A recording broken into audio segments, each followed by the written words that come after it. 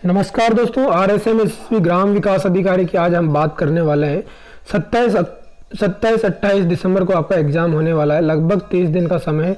तो किस तरीके से हम तैयारी करें, फाइनली क्या स्ट्रेटजी रखें कि सिलेक्शन 100% हो सके। दोस्तों, कट ऑफ को भी ध्यान में रखें कि कितनी कट ऑफ जा सकती है। इन सब पैरामीटर्स को रखते हुए किस तरीके से हम प्रिपरेशन करें। तो हम बात करते हैं सबसे पहले कि कौन सी बुक पढ़ें। तो इस पर अगर हम बात करें तो कौन सी बुक पढ़नी चाहिए, आप वो बुक प्रीफर कीजिए जिसको आपने पहले से पढ़ रखा है, आपको अच्छे से पढ़ा हुआ है, जिसमें कुछ भी नए कंसेप्ट आपको नहीं लगते हैं। क्योंकि नई बुक पढ़ोगे तो आप अपना टाइम वेस्ट करोगे और कुछ भी नहीं कर पाओगे। तो जो बुक आपने ऑलरेडी पढ़ी हुई है तो उसी को आप प्रीफर करें। अगर नोट्स की बात करूं तो नोट्स की कौन से पढ़ेंगे, किस कोचिंग के नोट्स पढ़ें। दोस्तों, नोट्स सबसे इम्पोर्टेंट होते हैं, आपके खुद के बनाए हुए नोट्स। किसी भी कोचिंग के नोट्स सिर्फ बुक की तरह होते हैं, लेकिन आपके बनाए हुए नोट्स जो है, आपने किस तरीके से कौन सी चीज़ आपको ज़्यादा टाइम देने की ज़रूरत है, उस तरह के नोट्स जो होंगे वो ज़्यादा इम्पोर्टेंट होंगे। क्योंकि आप जो नोट्स बनाएंगे वो आपके बनाए हुए होंगे कि कौन सी चीज़ इंपॉर्टेंट है, मेरे को कहाँ पे प्रॉब्लम आ रही है, उसको मार्क कर दिया, तो वो नोट्स ज़्यादा इंपॉर्टेंट है। कुछ बच्चे पूछ रहे हैं कि टेस्ट सीरीज़ का क्या करें, कितनी टेस्ट सीरीज ज्वाइन करें, कब से करें, नहीं करें।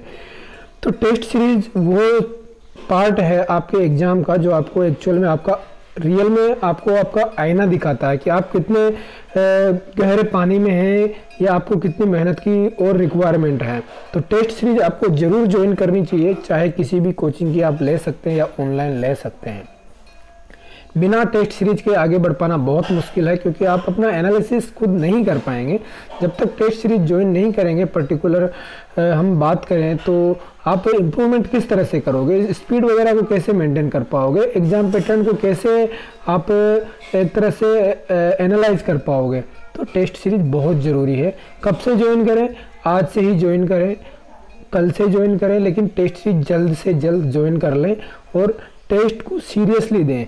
टेस्ट देने के बाद ऐसा नहीं होना चाहिए कि टेस्ट दे लिया, इतने मार्क्स आ गए, ख़त्म बात नहीं।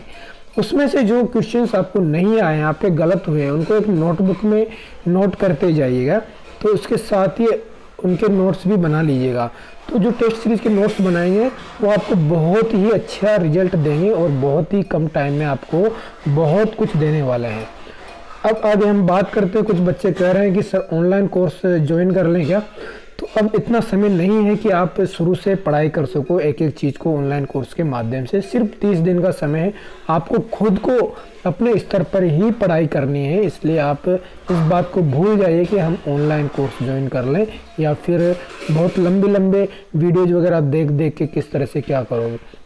नहीं दोस्तों, करंट अफेयर वगैरह सब कुछ आपको कंप्लीट करनी है। तो यहाँ पर आपको सिर्फ और सिर्फ सबसे इम्पोर्टेंट जो बात है वो ये है कि आपको अपना सेल्फ एनालिसिस पे ध्यान देना पड़ेगा कि आप कहाँ पर गलती कर रहे हैं, और ज़्यादा से ज़्यादा आपको ध्यान देना पड़ेगा कि आप ज़्यादा से ज़्यादा स्कोर कैसे कर सकते हैं।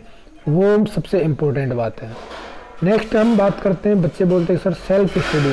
हाँ, सेल्फ स्टडी तो ज़रूरी है, भले आप कोचिंग करो या ना करो। अगर आप सेल्फ स्टडी नहीं करते हैं तो आपका कोचिंग करना या ना करना कुछ भी नहीं है। इसलिए सेल्फ स्टडी ज़रूरी है। 8 से 10 घंटे पढ़ना बहुत ज़रूरी है। एनालिसिस की बात करें तो खुद का एनालिसिस डेली करो कि आप आज कितना पढ़ा है, कितना आपको टारगेट लेके चले थे, कितना कवर कर पाए हो। अगर नहीं कर पाए, कुछ खामियां रह गई तो उसको इम्प्रूव करो, और कितने टेस्ट आप दे पाए यार, सारा का सारा एनालिसिस करो। इसको वीकली में कन्वर्ट करो, मंथली में करो, जिस तरह से भी कर सकते हो। आपका एनालिसिस जितना स्ट्रॉन्ग होगा उतना ही एग्ज़ाम के क्रैक होने के चांसेस अच्छे होंगे। अब नेक्स्ट जो सबसे इम्पोर्टेंट बात है, आपको पता कैसे चलेगा कि एग्जाम का पैटर्न क्या रहने वाला है, किस तरह के क्वेश्चंस आते हैं। तो प्रीवियस ईयर के जो मल्टीपल चॉइस क्वेश्चंस हैं उनको जरूर आप देख लीजिएगा। इससे रिलेटेड या फिर मैं कहूँ किसी भी एग्जाम से related Rajasthan GK current affair के इनके क्वेश्चन जरूर देखिएगा आप, चाहे वो RPSC के हो, RSMSSB के हो, चाहे रीट के हो या किसी भी एग्जाम के हो। लेकिन आप राजस्थान जीके के, साइंस के, या फिर साइंस तो इसमें है नहीं, कंप्यूटर वगैरह जो भी है इसमें, या फिर रीजनिंग वगैरह, इनके सबके क्वेश्चन प्रीवियस ईयर के क्वेश्चंस भी आप एनालाइज कर सकते हैं। तो वहाँ से बहुत अच्छा आउटकम आप निकाल सकते हैं।